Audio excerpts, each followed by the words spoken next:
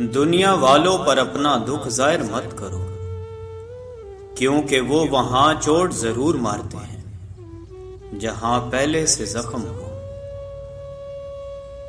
لوگ ہمارے اندر ہمارا دکھ تلاش نہیں کرتے، ان کو اس تماشے کی کھوج ہوتی ہے جو ہمارے ساتھ ہوا۔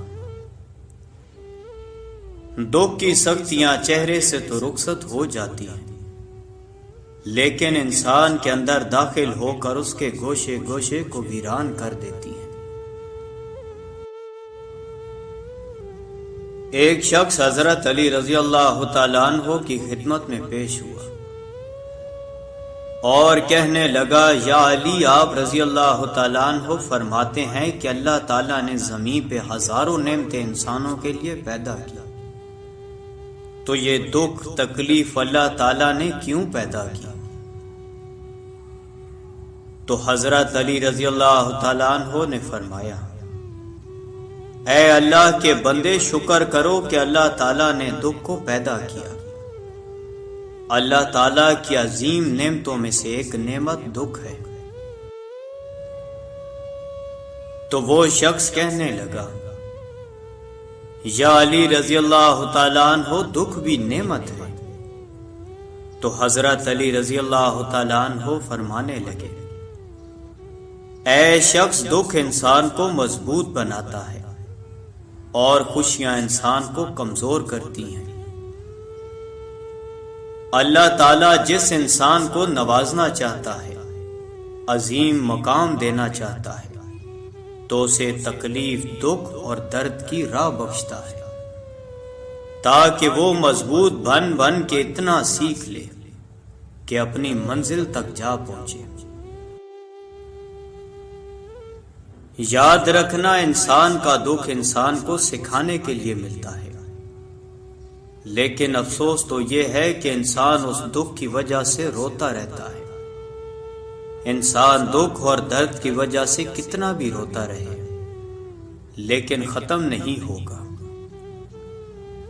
کیونکہ دکھ انسان کو رلانے کے لیے نہیں بلکہ انسان کو سکھانے کے لیے آیا ہے۔ جب تم اس دکھ سے سیکھ لو کہ جو وہ تمہیں سکھانا چاہتا ہے، تو تمہارا دکھ خود بخود ختم ہو جائے گا۔ زندگی اتنی دکھی نہیں کہ مرنے کو جی جائے، بس لوگ اتنے دکھ دیتے ہیں کہ جینے کو دل نہیں کرتا۔ دکھ انسان کو یا ریت کی دیوار کی طرح ڈھانپ دیتا ہے، یا چٹان کی طرح کھردرا اور سخت بنا دیتا ہے۔ یہ ایک حقیقت ہے کہ انسان کو جہاں سے پیار کی سب سے زیادہ امید ہوتی ہے، اسے سب سے زیادہ دکھ بھی وہیں سے ملتا ہے۔ اللہ پاک کہتا ہے، کسی کو تکلیف دے کر مجھ سے اپنی خوشی کی دعا مت کرنا، لیکن اگر کسی کو ایک پل کی خوشی دیتے ہو تو اپنی تکلیف کی فکر مت کرنا۔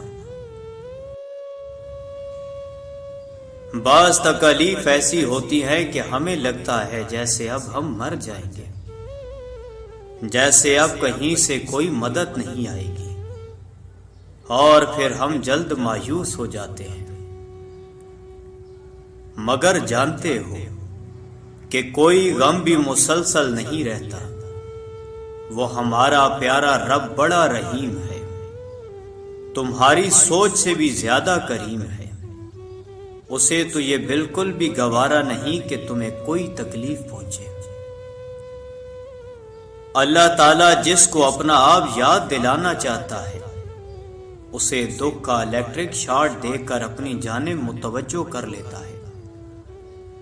دکھ کی بھٹی سے نکل کر انسان دوسروں کے لیے نرم پڑ جاتا ہے، پھر اس سے نیک اعمال خود بخود اور باخوشی سرزد ہونے لگتے ہیں۔ دکھ تو روحانیت کی سیڑھی ہے، اس پر صابر اور شکر کرنے والے ہی چڑھ سکتے ہیں۔ کچھ دروازے ہمیں خود پر خود ہی بند کرنے پڑتے ہیں۔ زندگی بھر خود فریبی اور خوش گمانیوں میں رہنے سے بہتر ہے کہ انسان ایک ہی بار خود کو جھلستی ہوئی حقیقت کے روبرو کر لے۔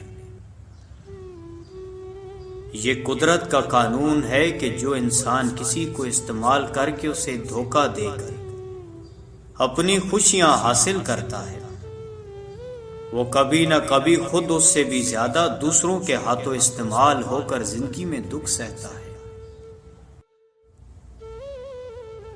اللہ پاک فرماتا ہے تم مانگو مجھ سے، تمہارا مانگنا اچھا لگتا ہے مجھے، تم کیوں پریشان ہوتے ہو؟ کیا میری قدرت پہ یقین نہیں تم کو؟ میں تو تمہاری شاہ رگ سے بھی زیادہ قریب ہوں، جب تم اپنی ماں کی نیت پر شک نہیں کر سکتے تو اس پہ کیسے بے یقین ہو جو تم سے 70 ماؤں سے بڑھ کر محبت کرتا ہے؟ مجھ سے مکمل یقین کے ساتھ مانگ کر تو دیکھو، پوری دنیا کو تمہارا وسیلہ بنا کر تمہیں نہ نوازا تو کہنا۔ جب انسان خاموش ہو جائے اور اپنے حق کے لیے بھی نہ بولے تو سمجھ جاؤ وہ اپنے اندر بہت کچھ دفن کر چکا ہے۔ اے بلندیوں کے بادشاہ، اے رب کائنات، ہمارے دلوں کو شیطان کے شر سے بچانا، صرف اور صرف اپنی رضا کا غلام بنانا۔ اے رب پاک، ہم سب کو ہمیشہ خوشحال اور آباد رکھنا، آمین۔ توبہ ایسا دروازہ ہے جو موت کی ہچکی تک کھلا رہتا ہے۔ دعا ایسا عمل ہے جو تقدیر کو مات دے سکتی ہے۔ ضمیر ایسا ساتھی ہے جو ہمیشہ حق کی راہ دکھاتا ہے۔ آپ خود ہی اپنے لیے بہترین دلاسا ہے، بہترین دوست، بہترین دنیا، اور مشکل وقت میں بہترین تھپکی جو آپ کو کبھی ہارنے نہیں دیتی۔ کبھی کبھی ہم خود سے اتنا دور ہو جاتے ہیں کہ چاہتے ہوئے بھی اپنے من میں جھانک نہیں پاتے۔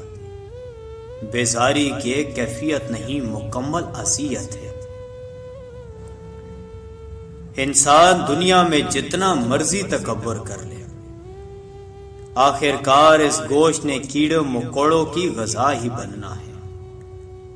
ہڈیوں نے بوسیدہ ہو کر مٹی کے نیچے ہی جانا ہے۔